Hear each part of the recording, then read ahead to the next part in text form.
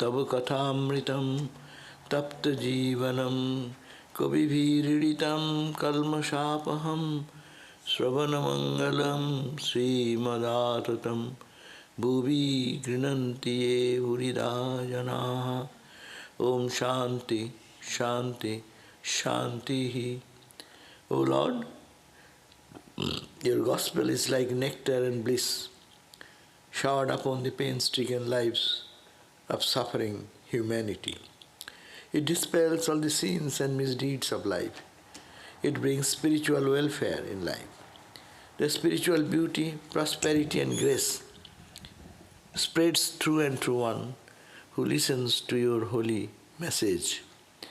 They are the real givers in the world who preach and pronounce the nectar of your message to the suffering humanity.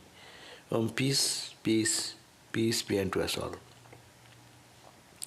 So we are on page 859 of the Gospel of Ramakrishna, and we are reading the discourse in presence of Dr.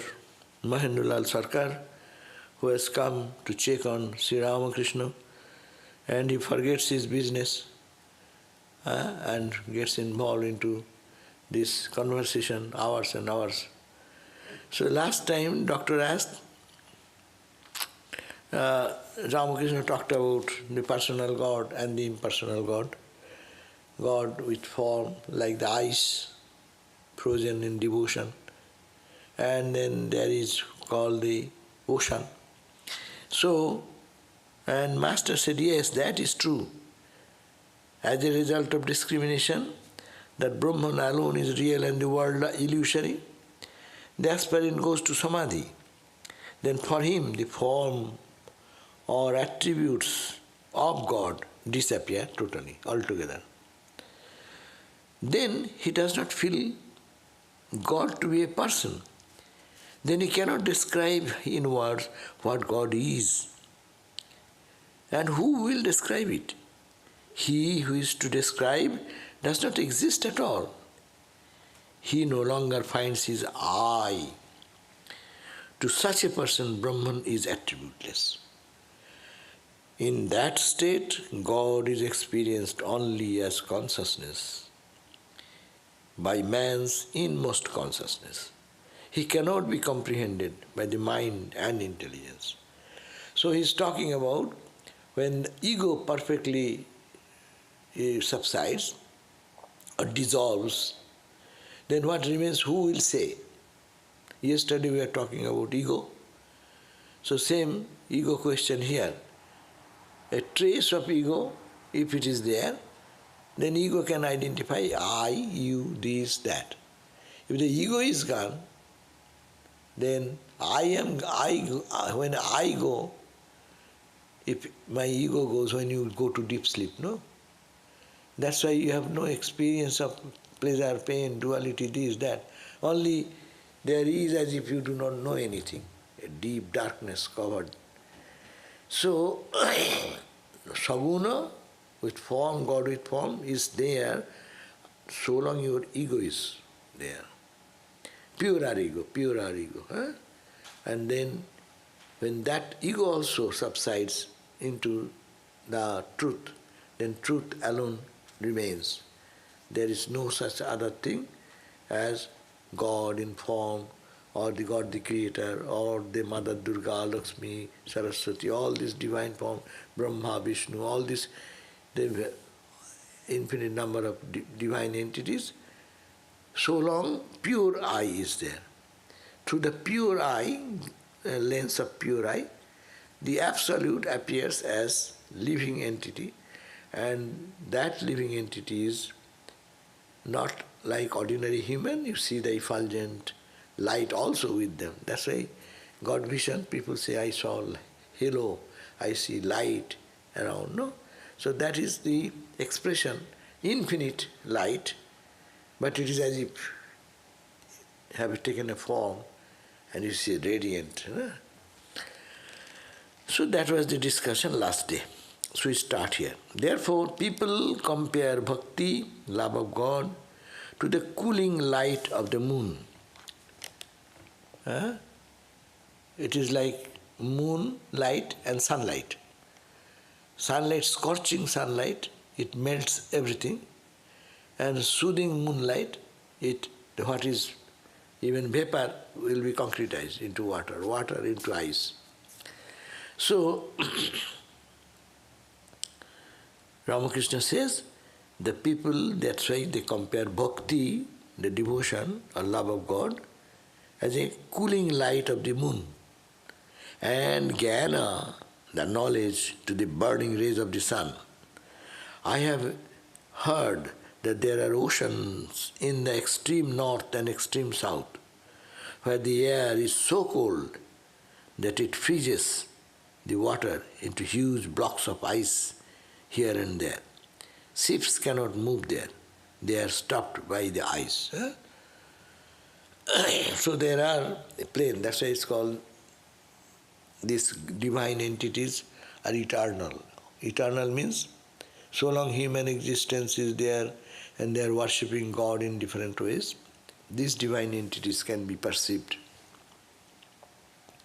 If you are so much devoted to your Ishta Devata, then you can see the Ishta Devata, vibrant, living, tangible. As Ramakrishna saw Mother Kali, tangible, living existence. And then after that, it become effulgent and it become merged into the last trace of ego is gone, and then that form of mother also disappear, and he also gone. The observer observed, and the witness and the thing witnessed, to be witnessed, all this all collapse as it were. The apparent differentiation totally goes out. Doctor then in the path of bhakti, the aspirant meets with obstacles. Then in the path of bhakti, then he gives this idea, but that is true. But then in the path of bhakti, bhakti sadhana as we do, there are so many obstacles. Vedanta is a straight cut thing. Everything is wrong, only that absolute is there. But in bhakti path, you have to go through different stages and different moods to create with God. God is my father, God is my son, God is my friend, all this, and to generate that relationship, and then afterwards giving up the relationship. First you start with the relationship with God, and then relationship all goes. You become one with God. That is the question. Ramakrishna says, yes, that is true, but it does not cause the devotee any harm. After all, it is the water of the ocean of Brahman, existence, knowledge and bliss absolute. That is frozen into ice. The ice has frozen, it is nothing other than water. The same water in a consolidated form, same water melts into the ocean water. So God the absolute, God the form, with form. That it will not injure you if you continue the reason, continue to reason, saying, for instance, that Brahman alone is real and the world is unillusory. This reasoning will awaken in you jnana, which like the sun will melt the ice of divine forms back into the infinite ocean of Brahman. Yeah, if you follow the path of knowledge, what will happen? The ice which is there, it will not remain in the ice form. With the knowledge, the power of knowledge, that ice cube or ice form will melt into the ocean water. Same Satchidananda it will be. In the samadhi that comes at the end of reasoning and discrimination, no such thing as I exist. But it is extremely difficult to attain it. I consciousness lingers so persistently. That is why a man is born again and again in the world.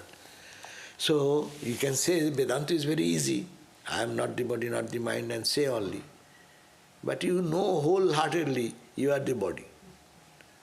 You are not the mind, but if I say a strong word, then your mind, how much mindless you are. People live in that sadness for years and years. Maharaj, what if the person becomes angry and the person can say, I'm witnessing anger, I'm not angry? If you are sincerely, you can really feel that, then you are advanced soul. But to reach that level, you have to do much sadhana. It is not so easy. Saying witness, witness does not become witness. We are identified. Though we say, that's the problem of listening Vedanta. That's why he says, it is easy to say, that's what Ramakrishna says, but it is extremely difficult to attain it. Why is he saying extremely difficult? We all listen to the lecture and say, I am Atman, bas, finish. Whether I know or not, I am Brahman. Okay, so I have to do nothing. That's true. You have to do nothing. But can you sit a second without thinking? Without thinking is also a work. Action without action. Only yogis can stay there.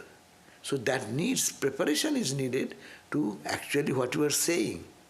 What you are saying is not wrong. But that statement is only few words of the mouth because your preparation is not there. So therefore, even in the Bhagavad Gita, we are chanting 12th chapter, Keshante Yoga Vittamaya, among the devotee and the Jnani, who is superior. And Krishna didn't say one is superior, inferior. That's also way, this is also way. And saying so, he said, but the path of that non-dual worshipper is difficult. The same, difficult. Because you are talking such a philosophy, such a height, and you are standing in the ground. As if someone is sitting here and imagining that he has reached the goal in, they say, some destination you want to go. A fool can sit and imagine, I am in Hawaii now. And I see the Hawaiian air and breeze and you can think that is a crazy guy. But if really you have to be in Hawaii, you have to leave this place and then take a plane, collect money, plane fare, and also the fare to book the hotel. You cannot be homeless there. So then you don't enjoy Hawaii anymore. So that's the point. Being a beggar, you cannot think that you are a billionaire. So that crazy people can always think like that. The spiritual craziness is there so much, that's why. But in the whole world, everything is in your mind only. Then you can imagine that you are in Hawaii, you are in Hawaii. Yeah, but if you really think, feel that way, then your face will shine. I am in Hawaii. I am Satchidananda. As I say, my face will be flashing with joy. You will feel that. You will see that. And if not, I am talking, only to talk. Oje, Samadhai, Thakur said, Samadhai was a Pandit.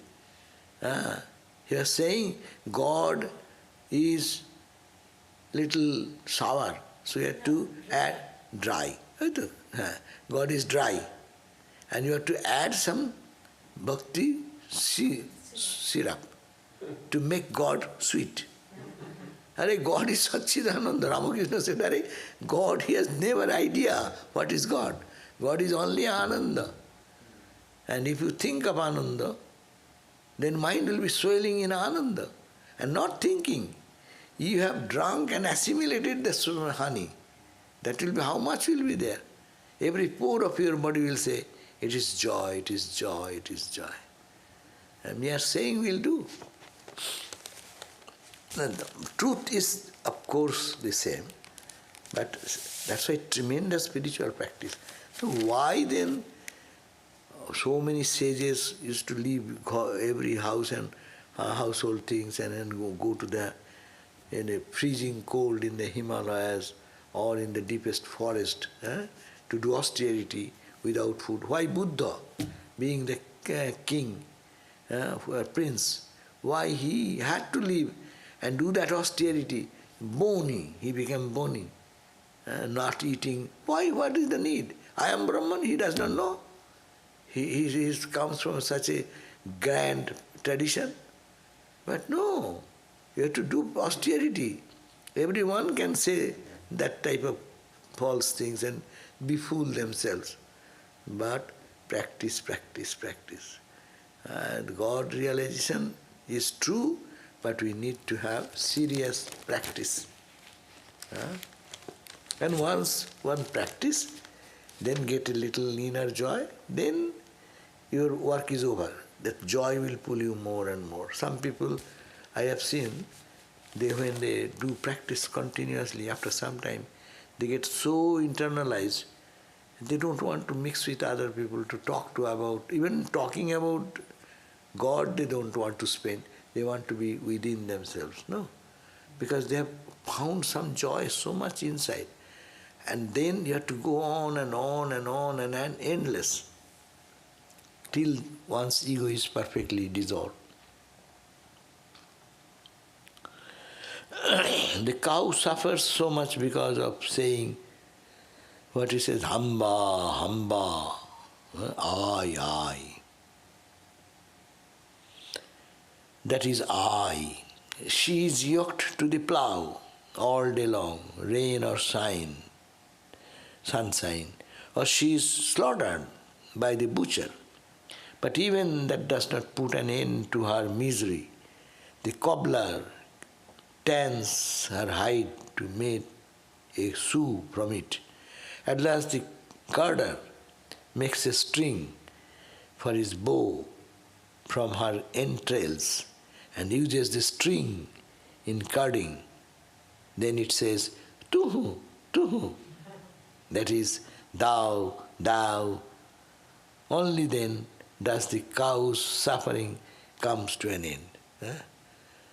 Because Sri Ramakrishna given an example, is normally the cows, they sound like hamba, hamba, hum, hum or hamba, hamba. Ramakrishna says hamba, hamba. Anyhow, I. And Ramakrishna said, because I, so much suffering. They are used to, they're ploughing, for ploughing, and then how much beating they get during that ploughing time. They are working hard, but the farmer slaps and gives so much whipping. And then one day he becomes old, then he is given to the slaughterhouse, then they are all cut, and the flesh and everything is being split from the body and tortured. And the entrails, to the entrails, they do some string with the cotton to make it what you call floppy. In India, they say 1 pound or 10 pounds of cotton you take. It should be made little floppy, so that when you put in the mattress will be soft. So they take a striker and the string will be there and they hit it. And the cotton gets touched with that and then puffs up like that. And that sound is like, when they strike it, it sounds like tuhu, tuhu, tuhu. And that means, oh Lord, you are, not me, thou. Tuhu means thou. And Ramakrishna matched these two sound as I versus thou. And when thou, then his problem is solved. No more to be troubled. Likewise, only when a man says, not I, I am nobody, O Lord, thou art the doer, I am thy servant, thou art the master, then he freed from all sufferings, only then is he liberated. So you want to be liberated from all bondage? Then you have to say, not me, O Lord, thou, thou, thou, thou, thou, thou. Everyday practice.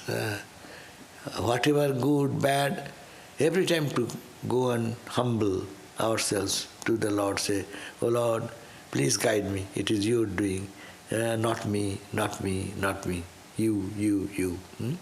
When you do something, how elated we feel, I have done it, no? I did the puja, very well puja, and people say, you have done? I. No, I am fortunate. Oh Lord, you allowed me to take this service this way. I am fortunate. Rather forgive me in my failures in performing the puja rightly. So these are the attitudes Ramakrishna is trying to infuse, that I is the cause of all problem. And we say, oh Lord, not me, you. That is the cause of all liberation. Doctor, but one must fall into the hands of the carder or lamb. Master said, if this ego cannot be got rid of, then let the rascal remains as the servant of God. If you cannot get away with the what you call the ego to go away, then you say, it is, I am the, O Lord, not me, I am your servant, dasoham. That is in Sanskrit, two words as soham, I am that. And soham, if you say, add da before. See, soham, if you add da at the beginning, what will happen? Da soham. Soham, then add da. Da soham. So soham, it's better to say da soham. I am your servant, I am your servant, I am your servant. Because when you say soham, you are talking about your very high level of identity, no? But we are not fit for lifting our mind to that level. Therefore, better to say, O Lord, let thy will be done. You are the master, I am your servant. Please let me, I am your daso. That means servant. A man may keep his ego, this ego, even after attaining samadhi. Such a man feels either that he is a servant of God or that he is lover of God. Shankaracharya retained the ego of knowledge. Ego of knowledge means the ego illumined and purified by the knowledge of God. That type of ego, Shankaracharya, that's why he preaches, he is the preacher. Vivekananda is a preacher. How? After samadhi, they keep a little trace of ego for the good of the world. That is their mission. It is their kindness. They still, after their attainment of the non-dual experience and even being able to be absorbed in that absolute, they come down. Ramakrishna is to pull him down. He wanted to be in samadhi. But Ramakrishna used to say, what? You have to do my mother's work.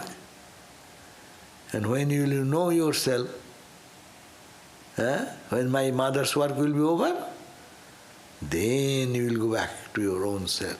Then is the release. So Shankaracharya retained the ego of knowledge. Why? That to teach men spiritual life. Vivekananda, Brahmananda, what we find, Swami, Sri Ramakrishna, they are all world teachers. Each according to their way to help the humanity to rise above. So they keep this ego, but that ego is not this our ego. The servant ego, the knowledge ego, or the devotee ego may be called as a ripe ego. Our ego is unripe ego. Wrongly I identify with my body, mind, with my other energy level. or our wisdom, our wealth, prosperity, material things, identify that. But this is unripe. Unripe ego, what it does? Which makes one feel. What is unripe ego? Ramakrishna says, means that which makes one feel. What you feel? I am the doer, I am the son of a wealthy man, I am learned, I am rich, how dare anyone slight on me? All this. A man with an unripe ego cherishes such ideas, that I am such and such, in the material plane. And, don't you know who you are talking with? I am a monk. Do you know how big I am? Do you care to talk to me? Do you know this Gerua is given to by Belur Math? Is it a matter of joke? Do you think it is easy? So these are the words when your kachami, unripe ego, is talking. When pakami, he will be humbled, and to do every step to respect, to keep the honor of this Gerua. So then becomes a burden and responsibility. And then those who are unripe more, they will be proud of their own external achievements. How do anyone slight me? A man with an unripe ego cherishes such ideas. Suppose a thief has entered such a man's house and stolen some of his belongings. If the thief is caught, all the articles will be snatched away from him, then he will be beaten. At last he will be handed over to the police. The owner of the stolen goods will say, "What? This rogue does not know whose house he has entered." Acha Baba, poor guy, they have stolen something. Okay, you take. They will take away these things first. And revenge. Don't you know whose property? Whose thing you have? There is one powerful person. He knows all the police officers, big, DIG, IG. They make chit-chat with them, go and eat and have snacks with them. No? That man becomes so powerful. So one day he was going to some place and his bag or his wallet was stolen. And then report went to the top police officer and this and that, and deep research has been made to find out the culprit. And that guy immediately came back with all his belongings and prostrated at it. "Please forgive me, sir. I have done it because I am poor, but please help me." Then he said, "Don't you know? You dare touch my things?" So Ramakrishna says that unripe ego is proud of my position and wealth and all these things, and you dare to touch my thing? So they go step by step to torture the person. And a contrary story, I say, there was a time a thief, it's not a thief, he was a cook in our Belur monastery, Belur Math, towards the beginning, Baburam Maharaj's time. And this poor guy have to maintain a big family maybe behind. So he managed to steal something from the store, for Thakur's store. So one young Swami, he caught him that he's stealing every day little bit of this oil and this and that, and then stealthily selling and getting the money in his pocket like that. And when he was caught, and one day they started to make a big, "You dare to steal from Thakur's Lord's things?" And they were trying to beat him to. And Mahapurush Maharaj, Swami Shivananda, he was in his room, And he heard that noise and said, what has happened? Told his attendant to go and find out and report. And then said, this is the thing has happened, he has been caught, and this another young Swami, he was just ready, trying to bind him in the tree and beat him because he has stolen. Well, you do not say there and he has stolen our Thakur's bus. How dare? Don't you know? In this country, the people don't steal so much, but in poor country, sometimes people do. And then Mahapurush Maharaj heard that this is they are going to do. Already they are tying him in a tree and trying to beat him. And then he came out. And see, this is the total different thing. He was proud to beat him. The other was saying, don't you know whose material you have touched? DIG, IG, Inspector General, all ordered. Immediately find out the Swami, that thing of this gentleman. So the thief was caught and to be taken to the punishment. Here, the punishment was going to be given in that rude way. Mahapurush Maharaj came and ran and said, oh, stop, don't do anything. This batter, this rascal has stolen Thakur's things. And he has a stick in his hand. Hey, I shall beat him. Hey, don't, leave it. I will beat him. Take it, my dog. And he's raising the stick now and then and saying, you dare to do all this nonsense? I know. And then he took him in his room. So all these people, the president of the order has taken charge of the thief. So they have to give up. So they all give up. And this guy was taken to Swami's room, President Maharaj's room. And he fell down at the feet, Baba, I know my wife is like this and this is the condition of my child, and something like very pathetic. And Mahapurush Maharaj says, Baba, why did you do that? You could have come to me. You should not do that. Okay, stay here.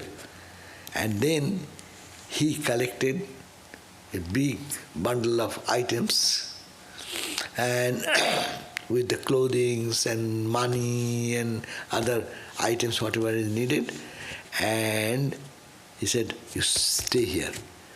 And asked his attendant, see that those sadhus who are very angry and they are going to punish him, how long they will wait? So they have gone to their own respective works. And when they will go out, Mahapurush Maharaj said, take this guy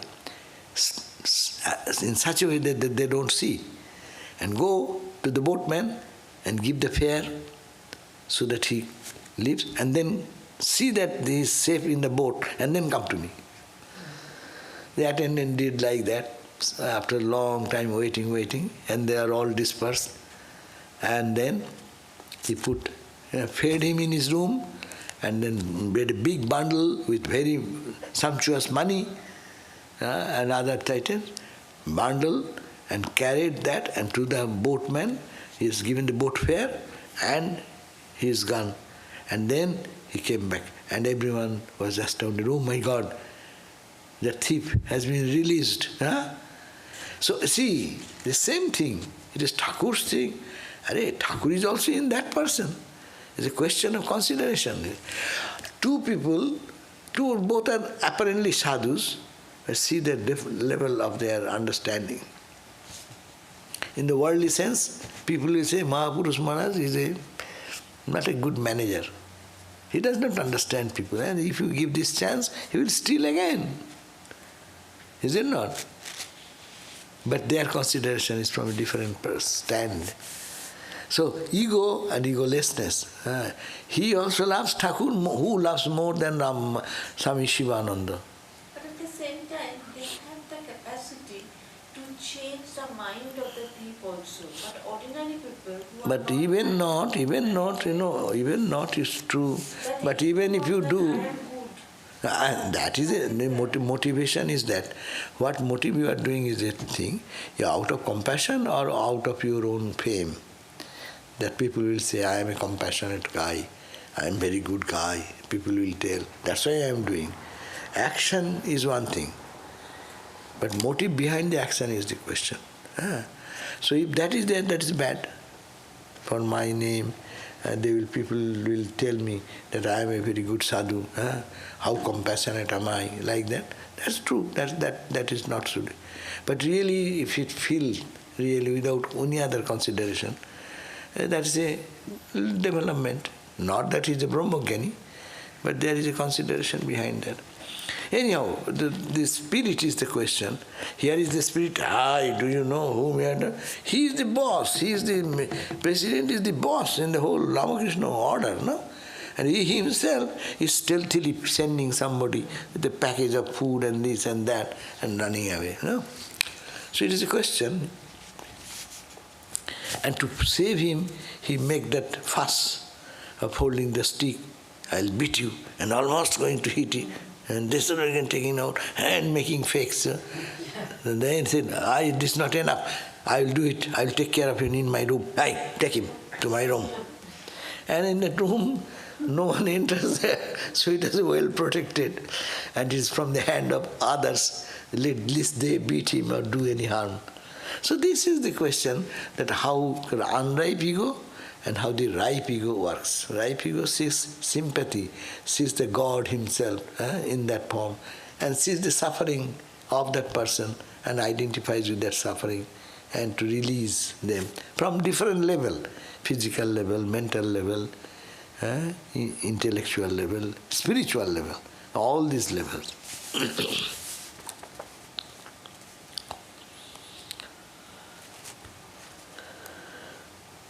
After realizing God, a man becomes like a child, 5 years old.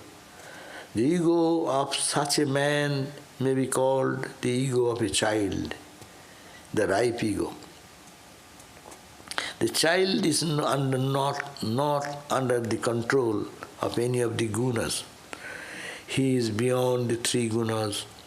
He is not under the control of any other gunas but Sattva, Rajas and Tamas. Just watch a child and you will find that he is not under the influence of Tamas. One moment he quarrels with his chum or even fights with him, and next moment he hugs him, shows him much affection and plays with him again. He is not even under the control of Rajas. Now he builds his playhouse and make it all kinds of plans to make it beautiful. And the next moment he leaves everything behind and runs to his mother.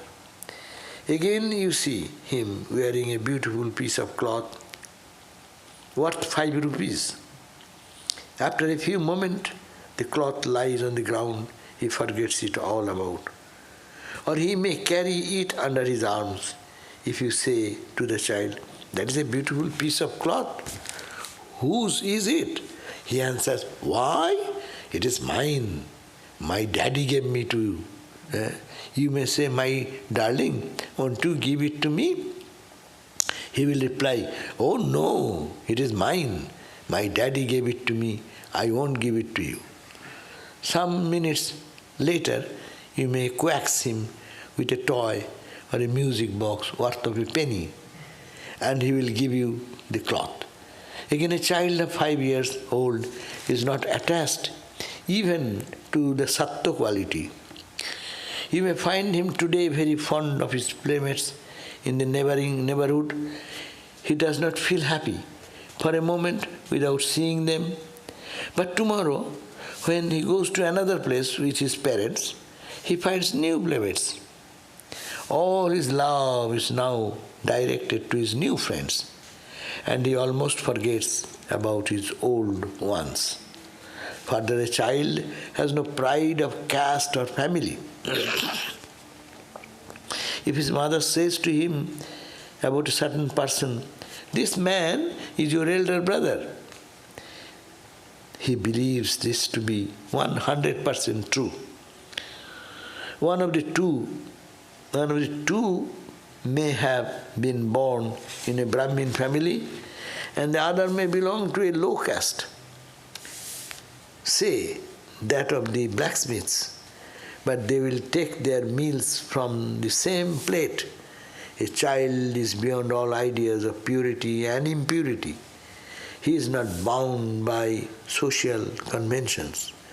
He does not hesitate to come out naked before others.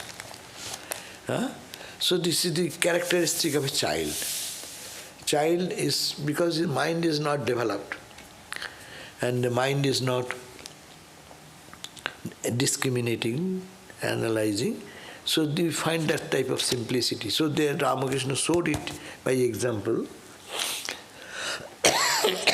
We are all under the spell of three gunas. Sometimes tamas, sometimes rajas, sometimes sattva.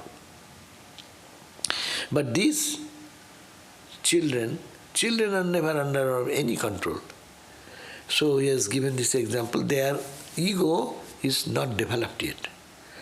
And the Brahmagyani's ego is ripe ego, so it is beyond. One is below, another is above. In between we are here. Our ego plays here. A Brahmagyani here, no ego. And below, the children, we also, when we are child, we have no ego. We have no sense of social propriety. Oh, he is senior, I'll have to say it this way.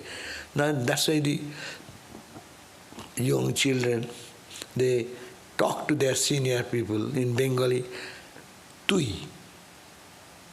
But they should not say tui. Tui means apni. Up. Tu, up. Tu is for who are younger, junior. He's talking to his father, mother, tui, tui, tui. And mother also loves, because the baby's sweet call, tui, tui, tui. No? But when we adult, you say that, tui, oh my God, it's an insult. He insulted me by saying this word. Same word. Same word. So this is the, and Paramahamsas, Ramakrishna said, Paramahamsas are like a child. They have no ego. This time they will be engaged in one thing, you will think that he is so much attached to this. Next moment you see, he has no touch of anything. No? Swami Vivekananda, when he is scolding, seeing some imperfection in someone, and maybe he is scolding in such a way people will think, what is a sadhu? He is getting so mad and so excited. But you know, after some time, he is totally forgotten. That it was needed for teaching something, and when the teaching is given, then hands off. So, whatever they do for the good of others, but they have no self-imposed ego by which they want to exert their position and other things. And as they give the example, something costly someone gifted, maybe dad or mom has given, you ask from the child will at first say, no, I won't give you. After 2 minutes you see, they have thrown away that same thing and engaged in something else. They have no attachment. As we have some attachment for certain things, we want to, this is my favorite, anything my favorite. It remains favorite, and if anyone destroys that or touches that, I get mad. But a child has no such identity. For the moment, he will say, no, I will not give. And he will cry if you want to take from his hand or her hand. But after 2 minutes, he himself throws away that thing. Identification is not there. Pure I. No attachment. I is there functioning, but it has no attachment, no detachment. No attachment, no detachment. As I said, he does not know anyone. In a social custom, in the social context in India those days, there are hierarchy and the rank of the person. He is a Brahmin, he is a Kshatriya, he is a Shudra, and there is a Vaishya, there is a Shudra, and Shudra also there are categories, lower type of activity. So born in that family, how can they make with Brahmin? No. But two children playing, They don't know who is Brahmin, who is coming from the lower caste or higher caste. So they are beyond all these descriptions and beyond all this behavior. Brahmagyaris also. That's why their love flows uninterruptedly for anything. Holy Mother loving whoever is coming in her presence, giving love the same way. Even when the Nivedita and Holy Bull and others all went to see Mother, Mother is accepting them in the same way, with the same emotion, same love, same affection. So this is the point to understand that the ego of a child is the best ego, and he is not bound by social conventions. It's a baby. Baby does not hesitate to come out naked before others. Why? There is no sex idea. There is no idea of purity, impurity. That's why you can find they are in the soiling their cloth, and they are happy with that. My mom cleans everything, and his feet patty is also happy there. So they are not attached to anything of the world which is good or bad and this and that, because that is the. But adult person with that mind mentality, that's called childlike simplicity. Ramakrishna emphasized that. And Ramakrishna was a childlike, simple person, no? And actually he used to do like that. When in his ecstatic mood, he will be walking around naked and say, "Do I look bad?" Others will say, "Hare?" So people, ordinary people who don't have any understanding, they criticize. He's making a fake statement like that. And what is that? It should not be. But he's a childlike, simple.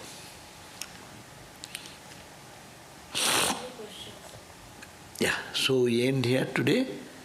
We talked about ego, ripe ego, unripe ego, and how to reduce the ego. That should be the goal of life. And so long ego is there, to them God can be in person, personalized God. And then when ego dissolves, the personification also dissolves. God becomes Satchidananda himself. Okay, so we end here. Om Shanti Shanti Shanti Hari Om Tat Sat Sri Ramakrishna Arpanam Astu. So there are some questions.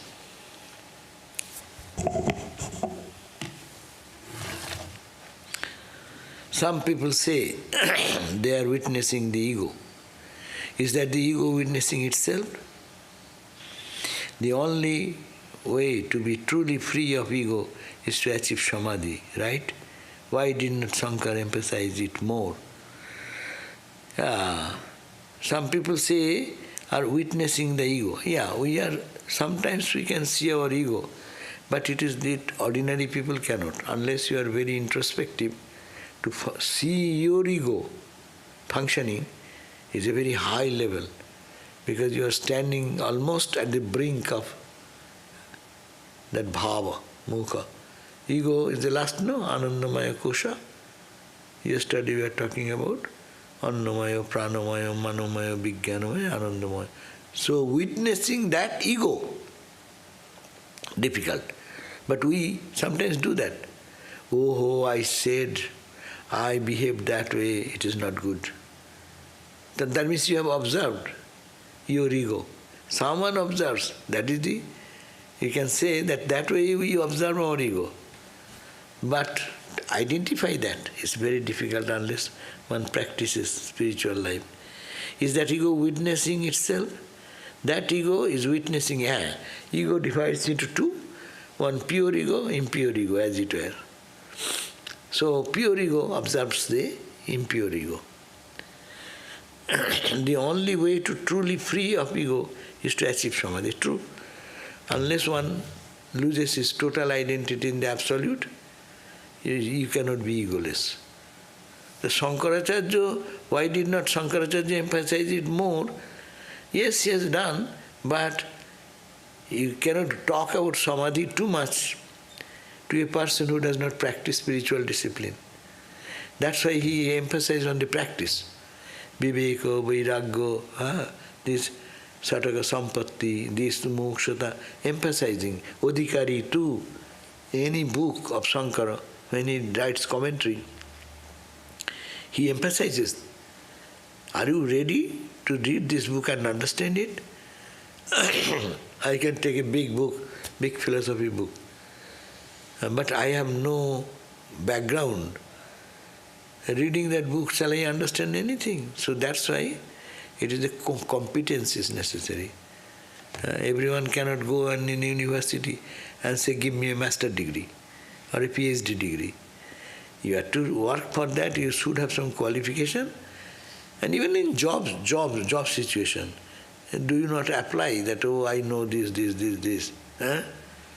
will say, why shall I give you the job? So in spiritual life also, we should have to have our qualification. Qualification, purity of the heart will come. How? Unless this qualification is increased.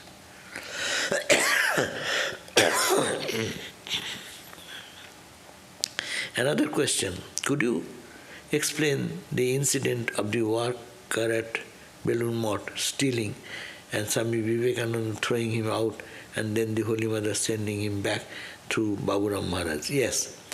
Yeah, that is another incident we all know. Swamiji was correcting because to disciplining the order. He is establishing the order.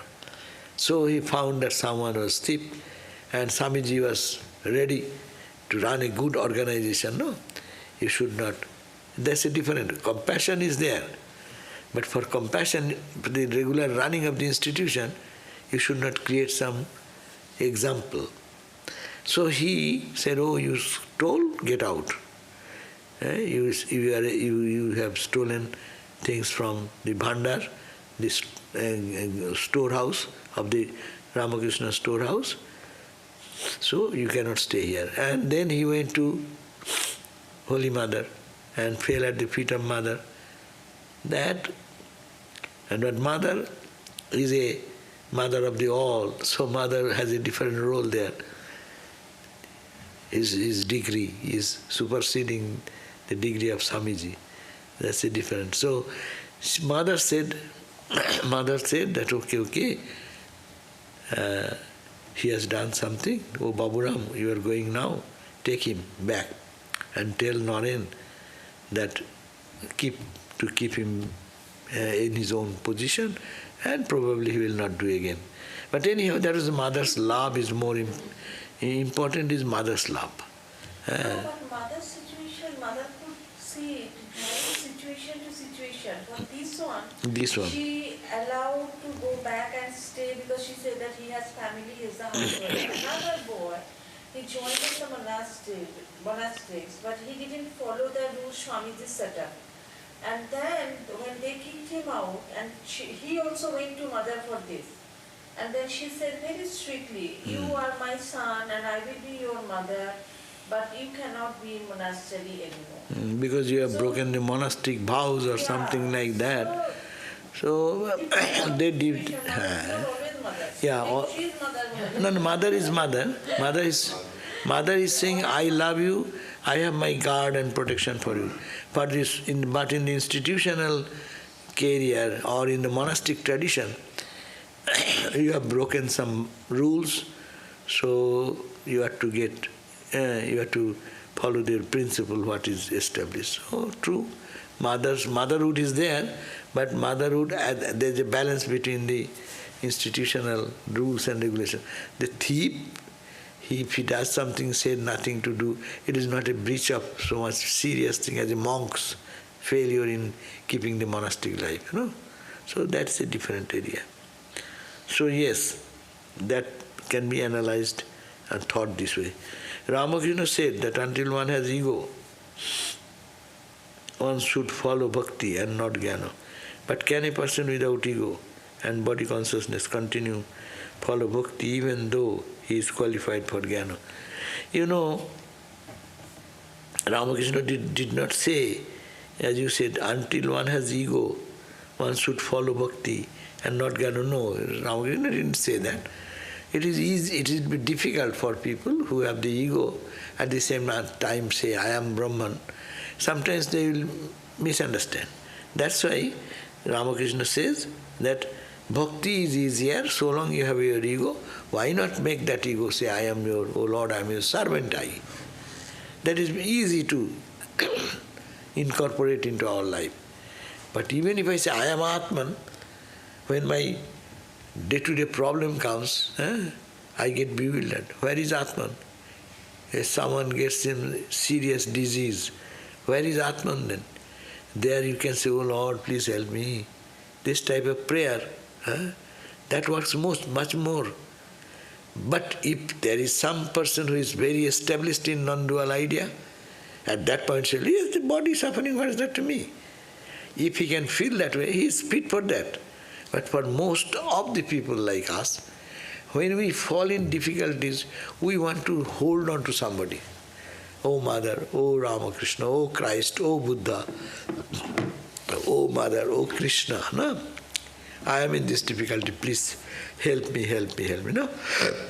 The idea of dasoham, I am your servant, I am your son, I am your child, that idea works much for ordinary people like us. But extraordinary people will be there. They will think it is body suffering. What is that to me? Yeah, that's also possible. But Ramakrishna didn't say, generalize the thing for everyone the same. According to the state of attainment of that life, they can adapt any school of thought. And we as Vedanta students in the Ramakrishna tradition, we take everything. You can think that it is happening to the body, what is that to me? If that works, okay. If that does not work, oh Thakur, this is, please, I am suffering so much, please help me something, cry to Mother, and this and that, no? That's also okay. If one can do spiritual practice and concentrate and put the mind in God, that's also okay, meditation. So Vedanta is Ramakrishna Vedanta is very good. According to your own mood, you cannot keep your whole day the same mood. Sometimes you are in devotional mood, sometimes you are in mood of your knowledge mood, discriminative mood, or sometimes meditative mood, sometimes karma mood. Take advantage of all and connect with God, so that journey will be quicker. Here is another question. Ego is very subtle. How can one know that the subtle ego has merged in the cell? How can bhakti help to completely dissolve the ego? Why not? Bhakti means what? Love. If you love something, you identify with it. It is very natural genius. For our day-to-day life, no? You love a flower. You saw in the shop, you purchase that. Bring it in your home. Put in your bedroom, in a vase. Nicely cut it, trim it and put it. You love, you are trying to keep it near you. So similarly, that subtle ego, when this ego, love comes, then it identifies with all the objects of the world. So here question is that ego is very subtle, that's true. That's why if we observe every day what am I doing, then I am observer of my ego. I did that, I went there, I talked with him, no? That's why it is said that every day when you go to sleep, just think about what you have done from morning till night. I did that, I went there, I talked with him. I have this discussion. This is the heated discussion. This is very angry discussion. This I did. Then you can see the eye has split into another eye, and eye is observing your other activities of the eye whole day. That creates a mood in you gradually. You can witness idea, practice of witness idea. But in a bhakti path, the question is that how can bhakti help to completely dissolve our ego? What happens when you think of your beloved, your mind, you forget everything If it is real, genuine love, then you think of your beloved totally and your mind thinks of him and him alone. So when you think of Ramakrishna, when you think of Krishna and Rama or whatever, he and me only, nothing is in between. If you think in this way, the mind becomes purified, our ego also becomes purified. Kachami, unripe ego becoming pure ego. And as it moves towards the pure ego, these two distinction becomes one. I and whom I love, they become one. All love unites. Love means unity. So if I love God, because I don't love that much, that's why I am not feeling that attachment. I love something in the material world, I am attached to it. But God is more near and dear, but I am not feeling that attachment. But when that attachment comes, you get glued. And when you get glued in God, then you die, God remains. So ultimately in the path of bhakti, then you also merge into God. Because your ego goes away. At first you merge into the Saguna Brahma, and Saguna Brahma automatically becomes Nirguna, nothing to do. So long as you have read, my ego is there, then we see Saguna, range. When ego dissolves, then it becomes Nirguna. Okay? So it is only simply we have to go on doing our practice. If we continue to do our practice, you will feel that how you become one with God. Because when you are really focused and meditating and praying and with the tears in the eyes you are praying and this and that, you feel identity. And you forget the whole environment, you forget your own body, you forget the place, time and situation. And if you go deeper, deeper, deeper, then you lose into yourself, into your chosen ideal. And your chosen ideal is nothing but God, the Absolute. It automatically happens. Okay? Om Shanti Shanti Shanti Harihi Om Tat Sat Sri Ramakrishna Arpanamastu.